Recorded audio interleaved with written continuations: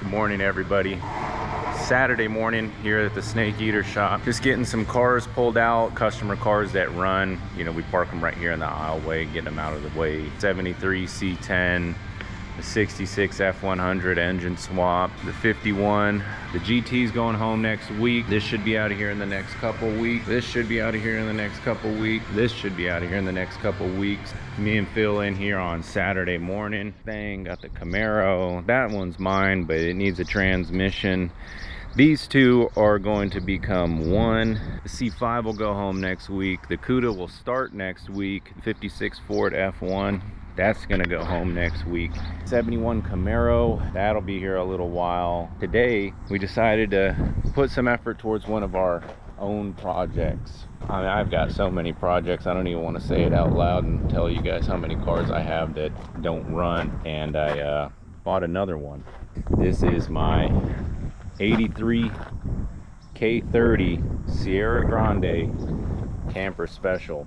I told myself I'm not gonna buy any more projects. And then this little thing shows up parked next door. Texted my buddy who owns the business next door. I'm like, what are you doing with it? And he's like, it's for sale. How much? Great price. Just drove it 1,100 miles. Drove it from Wyoming down to Texas. Needs a lot of little stuff, but overall very solid. It's a fully optioned out truck. But today we're gonna put a clutch in it. I got a new dash, and then I got a new seat cover for it, and actually a whole new seat. We'll be doing some work on this bad boy today. Here's the interior of this bad boy. I'm gonna show you out. We're calling this one Stumpy because it's a stump puller. Got the big block 454, granny 4-speed, 456 gears. I haven't driven this truck a lot. I did drive it around a little bit, and I'll tell you what, first gear, it was me and Mr. Phil driving it. I was driving, he was in the passenger seat. About put the backs of our heads through the back window when I dumped the clutch. It needs a clutch. It ain't in great shape, and I let it out a little fast and stomped it, and damn, with the worn out, clapped out suspension and this thing, plus that, this thing got some ass. It felt like the front wheels almost came off the ground, but here it is. Let's see. She needs some work. That's for sure. Check them floor pans out. Not bad. Truck is relatively good on rust. Got the old Pittsburgh floor pan repair kit here. I think that'll just stay that way. No sense in fixing what's already good. Check this. I guess that one needs some work. I mean, check that cold oil pressure.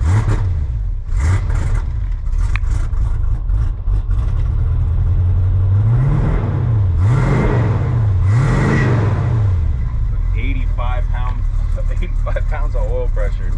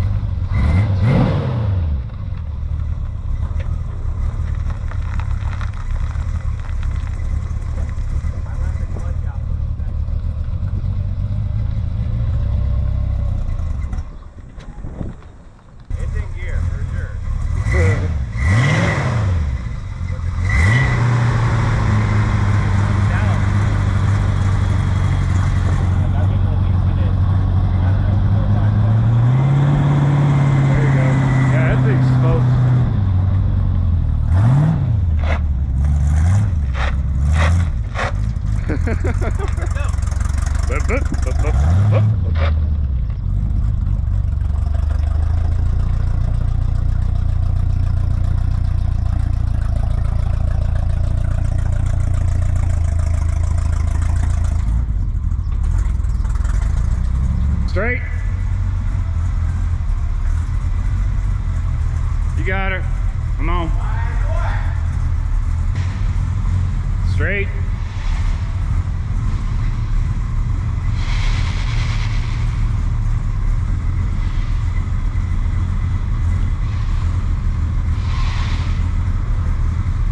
Straight on in.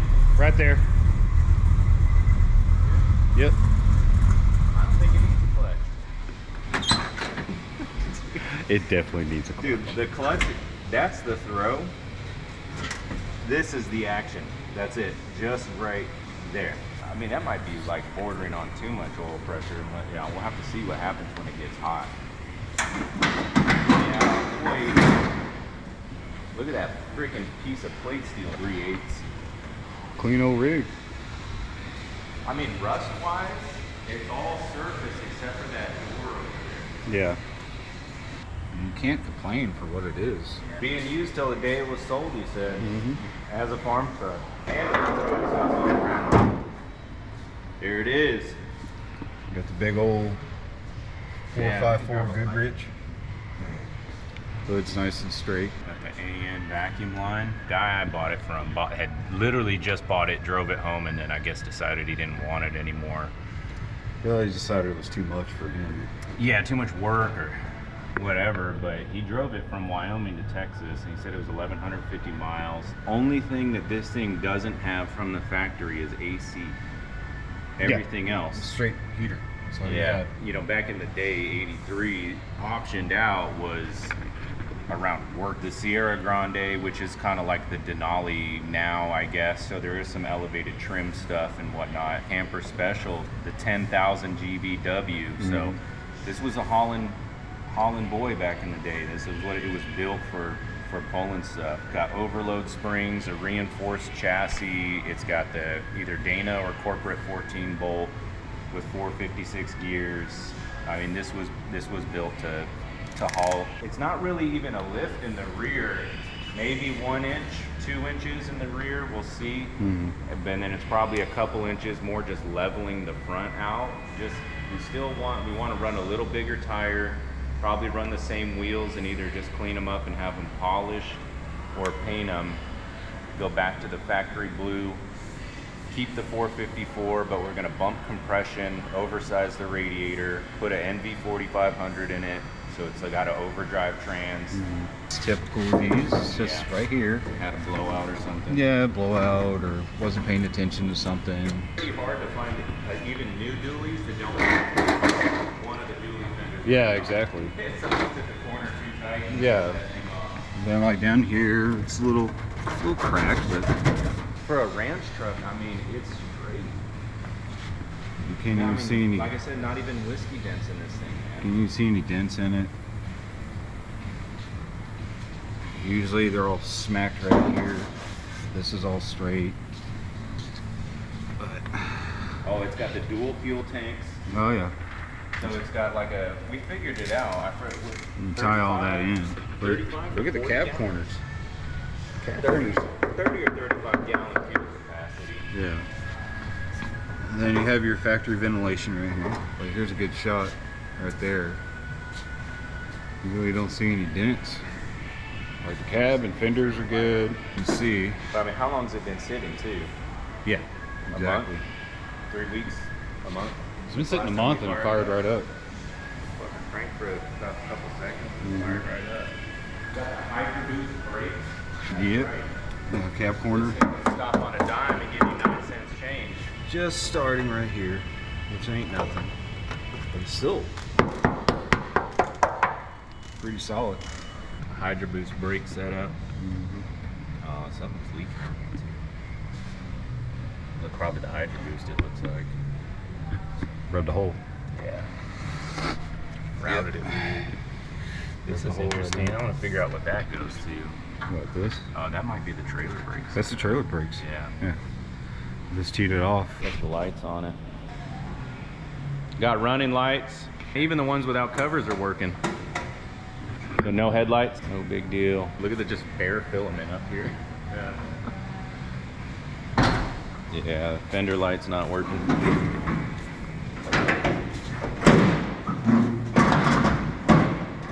Needs a little love. Get these tied into the brake. Got the sliding back window. Bed floor is clean, man. I don't see any pinholes in this bed floor at all. Got the lift settled in, figured out, going up. It's definitely a big heavy truck for this lift. They ain't like it. So this lift is rated for this truck for sure, but The pump we have is a 110 volt pump. We took the 240 volt pump. And we didn't take that option because I didn't want to have to wire it into this building that I don't own. So I'm tired of, I already had to run a bunch of 220 outlets, all this conduit, these ACs, all this stuff. I'm tired of putting money into a building I don't own. Woo! Look at the size of these axle tubes, dude. All right, so this is the first time we've been underneath this thing. Can't be mad with this. That's not a rust hole, that's a plasma cut hole for the gooseneck setup. Doesn't look like the pinion's leaking at all. Flowmasters with the 3-inch exhaust. That's really the first bit of rust that we found outside of the doors and the cab corners, which are to be expected for this truck. Typical rear main seal leak. Got the SN 465 right here. A little cutie, that's all it is. 4-speed, first two are non-synchronized. So you're not going from third to second while you're on the move. Kind of a downside, you know, but she's got the power. That bolt's loose.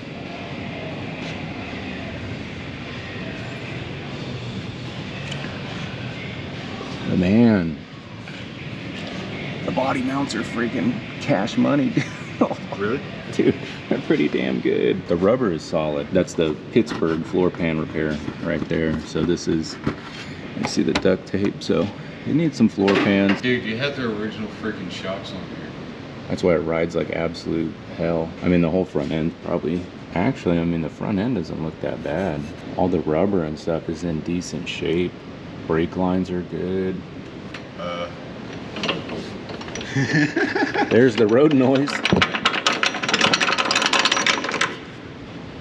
That's so good for another 10,000 miles. All right. That just gives you an extra 1/4 inch of travel. Yep. How the wheels turn.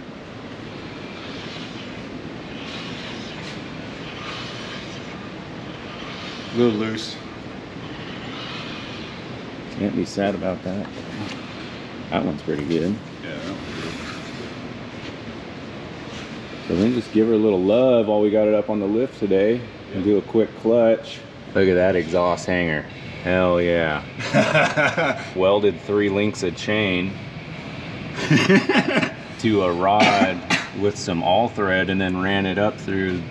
That looks like it goes all the way through the bed floor. It's kind of ingenious a little bit. Yeah, but man, even the rubber is good on this thing. The cab mounts are solid. Oh, it goes up in there. They're not all rotted out. Ooh, I smell a little gas. Gas.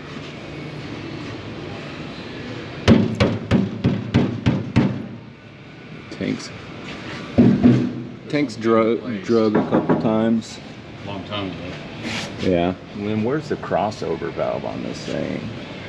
They probably took it out. It's right here. Yeah. See? There it is. Yeah, What I so- think we'll do is probably just join them somehow. Look at that stack of leaves, man.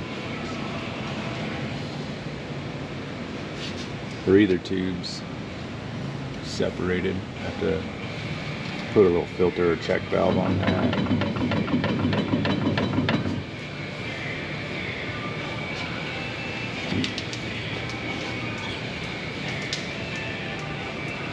I'm not doing anything to the exhaust. No, that's easy. Yeah, maybe put a turn down on it or something. Yeah. Give it that movement. Just put a little turn down right there. I gotta say, overall, pretty happy with my purchase right here. There's no buyer's remorse, that's for sure. I'm really pretty pumped. I mean, all the rubber looks good. Fuel doors on both sides. I can fill up from either side. Doesn't matter what pump is open.